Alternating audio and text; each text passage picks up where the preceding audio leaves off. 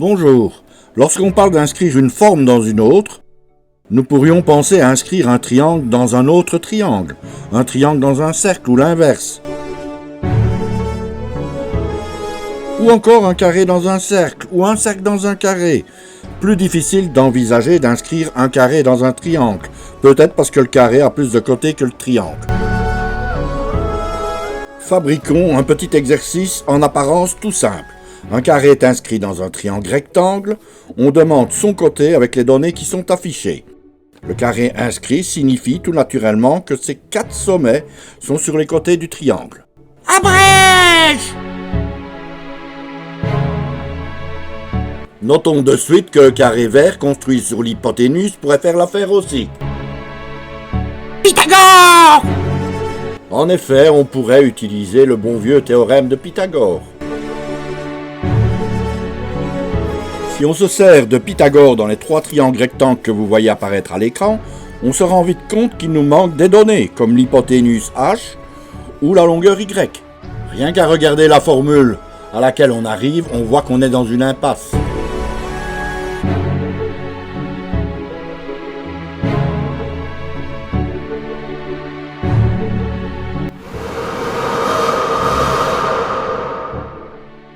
Essayons d'amener le triangle jaune sur le rouge. Nous allons tout d'abord effectuer une translation, puis une rotation. Jusque-là, nous sommes dans le royaume des isométries, c'est-à-dire des transformations du plan qui conservent les distances. Ni la forme ni la taille ne sont modifiées. Lorsque les 2 hypoténuses sont parallèles, alors tous les angles des 2 figures sont égaux. Les figures sont semblables et on peut envoyer, grâce à une homothétie, un triangle sur l'autre. Nous sommes à ce moment-là dans le royaume des similitudes. Ici, on a une homothétie de centre C et de rapport 2. Chacune des distances a été multipliée par 2, ce qui fait que l'aire du petit a été multiplié par 4.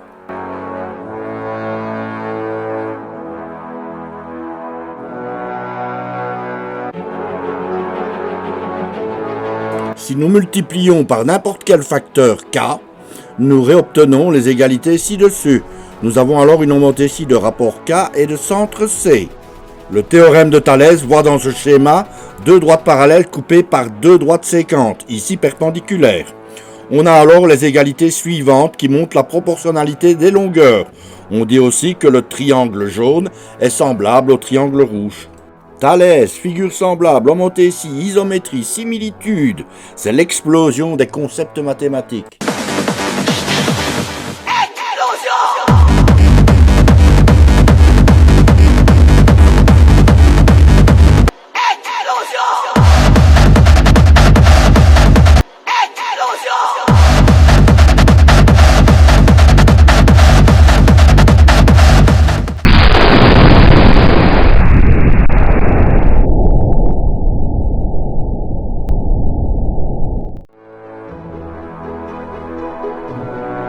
Récapitulons sereinement.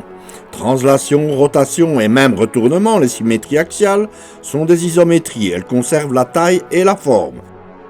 Les similitudes, comme les homothéties, gardent la forme mais modifient la taille selon un rapport constant. En fait, les isométries sont des similitudes particulières de rapport 1. Mais quel est donc le rapport entre tout ça et notre carré inscrit dans un triangle ? Revenons donc à nos moutons.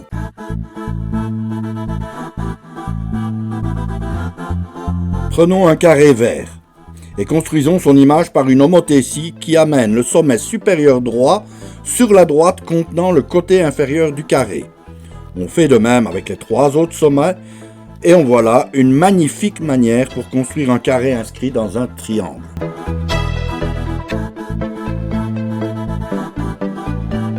Dézoomons notre plan de travail et construisons maintenant les carrés inscrits sur les 2 autres côtés. Observez, vous allez voir, c'est assez facile.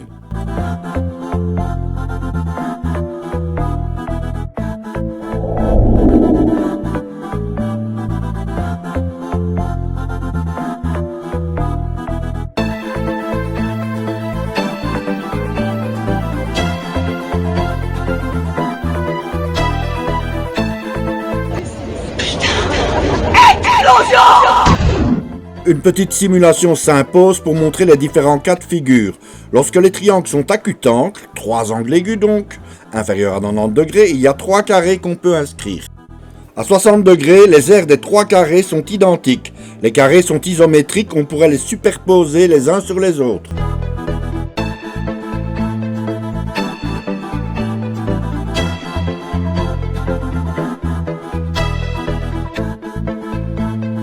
À 90 degrés, il ne reste que 2 carrés.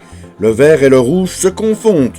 Ce sont ceux où un côté du carré est sur l'un des côtés du triangle. Le troisième point, sur l'hypoténuse, doit donc être sur la bisectrice de l'angle droit, le lieu des points équidistants des 2 côtés de l'angle droit.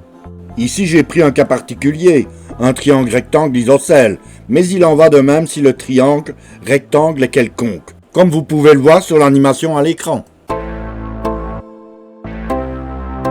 Au-delà de 90 degrés, le triangle devient obtusangle, un angle obtus au-delà de 90 degrés, et on ne peut plus inscrire qu'un seul carré.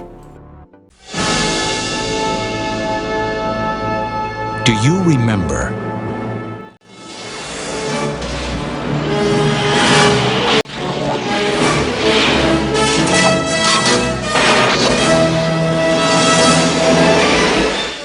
Ben oui, n'oublions pas notre problème de départ, où il fallait trouver le côté du carré inscrit. Nous voyons grâce à lui que tous ces triangles sont semblables. Il suffit de regarder les angles, ils sont tous égaux. On peut le déduire grâce à ces 2 parallèles donnés par le carré inscrit. Les côtés homologues de ces triangles sont donc proportionnels. Prenons le petit et le moyen et faisons une petite mise au point avec ces fameux côtés homologues. Ils sont repérés grâce à leurs angles, justement.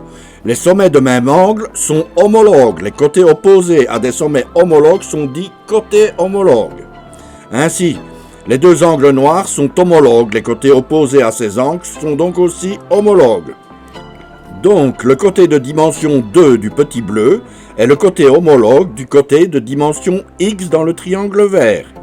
Les côtés sont proportionnels revient à écrire que 2 sur x est égal à x divisé par 8, où x et 8 sont les dimensions des 2 autres côtés homologues.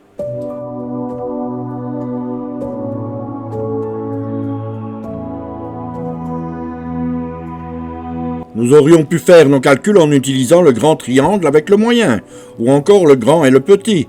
Nous obtiendrons alors le même résultat, le côté x vaut 4. Pour terminer, je vous propose d'essayer de répondre à la question de l'aigle à la fin, dans un cas plus général.